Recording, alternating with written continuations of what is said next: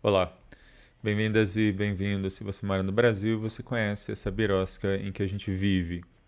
Essa semana, ontem, anteontem, correu aí na internet um vídeo em que o prefeito de Goiânia, ele praticamente encerra uma sessão, uma conferência municipal de saúde, porque a professora e médica usou uma linguagem neutra para saudar as pessoas. E aí é um pouco sobre isso que eu quero falar hoje. Até que ponto, na verdade, esse tipo de atitude fere a Constituição, é exatamente contrária ao que teoricamente essas pessoas definem como sendo liberdade de expressão, enfim. A Birações desse quadro que eu faço todas as semanas, falando de questões de direito.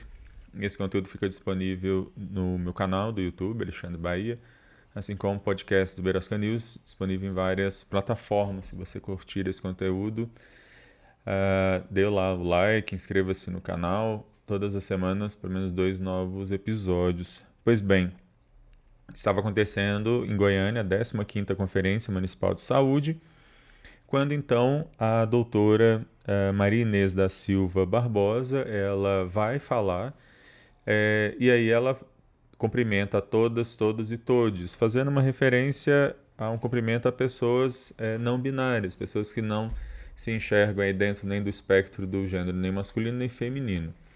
E o prefeito, então, repreende a apresentadora quando ela ia fazer sua fala, dizendo que ele poderia suspender o evento caso ela repetisse aquilo e de que isso seria ideologia de gênero, enfim. E aí, sobre isso, eu queria tecer algumas considerações. Em primeiro lugar, essa história de ideologia de gênero, essa história de que existe um complô mundial para homossexualizar as crianças, alguma coisa assim, é uma grande bobagem, para dizer o mínimo. Na verdade, eu ia dizer, e vou deixar registrado, que é uma grande burrice, na verdade, né? E isso já vem sendo declarado inconstitucional. Legislações que visam proibir o uso de linguagem neutra vêm sendo sistematicamente declaradas inconstitucionais pelo STF.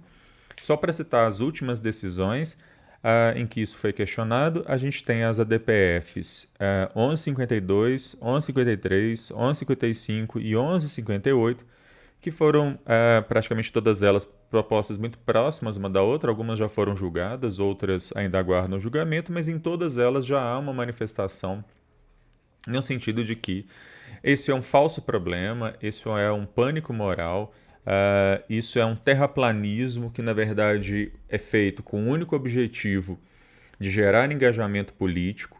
Não há nenhum complô para subverter a ordem, subverter a língua portuguesa, muito antes pelo contrário. Essa professora, como professora que ela preza exatamente pelo conhecimento, ao contrário, na verdade, quem denuncia e quer cercear, quer censurar as pessoas por falarem assim. É bem típico de regimes autoritários e fascistas o ódio que existe à academia, o ódio que existe ao conhecimento, ao saber. E é isso que a gente percebe em situações desse tipo, o que é bastante curioso, já que são aqueles que vêm sempre falar sobre liberdade de expressão, são aqueles que vêm sempre falar de que não pode haver limite à liberdade de expressão. O limite à liberdade de expressão ele vai se dar para essas pessoas exatamente quando também eles querem arregimentar politicamente com esse tipo de espantalho, com esse tipo de pânico moral. Vale a pena chamar a atenção também de que essa conferência municipal ela estava falando exatamente sobre o acesso universal e igual à saúde. O Sistema Único de Saúde ele é constituído por três princípios: a universalidade de atendimento, todas e todos têm acesso. Eu não estou em Goiânia, então eu posso falar, né? Tem o direito de acesso à saúde no Brasil. Esse atendimento deve ser, em segundo lugar, integral. Ele deve abarcar o máximo de tratamentos, consultas, exames possíveis e que o sistema dá conta. E em terceiro lugar, e mais importante para esse caso aqui, Então, além da universalidade e da integralidade, a gente tem a equidade em saúde. E equidade em saúde significa, ao contrário do que certamente o prefeito de Goiânia não sabe, até porque nunca deve ter usado o sistema público de saúde, já que deve usar apenas o sistema privado, então ele não sabe das necessidades das pessoas. O Sistema Único de Saúde ele deve não apenas atender a todas as pessoas, mas ele também deve atender a necessidades específicas de grupos específicos. E aí é que entra a questão da equidade. Existem questões que são específicas para mulheres, existem, portanto, políticas de saúde para mulheres, políticas de saúde para homens que têm necessidades específicas, crianças, idosos, indígenas. Pessoas negras têm necessidades que são diferentes de pessoas brancas, algumas doenças, algumas questões que afetam mais pessoas negras do que pessoas brancas, assim como pessoas LGBT também têm necessidades específicas. Só para citar um exemplo, a gente vai ter que mulheres lésbicas têm necessidades e questões de saúde são diferentes de mulheres heterossexuais, pessoas trans têm necessidades específicas, são diferentes de pessoas cisgênero e por aí vai. Então, a fala dela e na defesa que ela faz, o contraponto que ela faz ao prefeito, é muito claro também nesse sentido, é de que aquela é uma conferência para que todas as pessoas estejam presentes, para que todas as pessoas se sentam representadas e possam se ver ali. E esse é o objetivo do Sistema Único de Saúde, o maior sistema público de saúde universal e gratuito do planeta.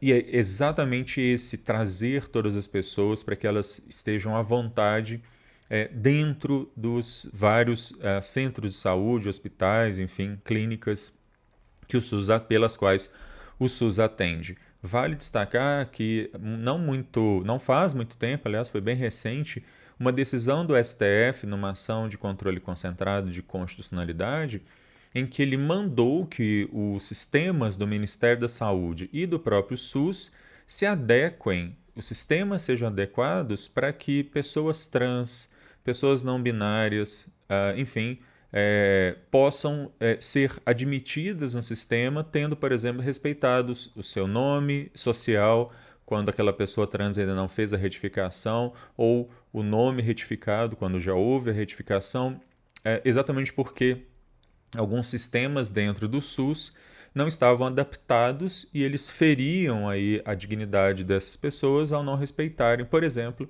o nome social das pessoas trans. E aí, nesse sentido, não é a pessoa que tem que se adaptar ao sistema, é obviamente o sistema que tem que se adaptar a essas pessoas. É uma pena, efetivamente, que uma política de Estado seja colocada de lado em face a uma política de governo que, como eu disse no início, não tem nenhuma base científica, não tem nenhuma base teórica, é apenas uma questão de fazer graça para um público que dá resposta e atende a esse tipo de manifestação absolutamente irracional e sem menor cabimento. Bom, eu vou ficando por aqui. Se você gostou desse conteúdo, curta, compartilhe. A qualquer momento eu volto falando de mais alguma questão maluca, absurda e estapafúrdia que acontece na Sabirosca de País. Tchau.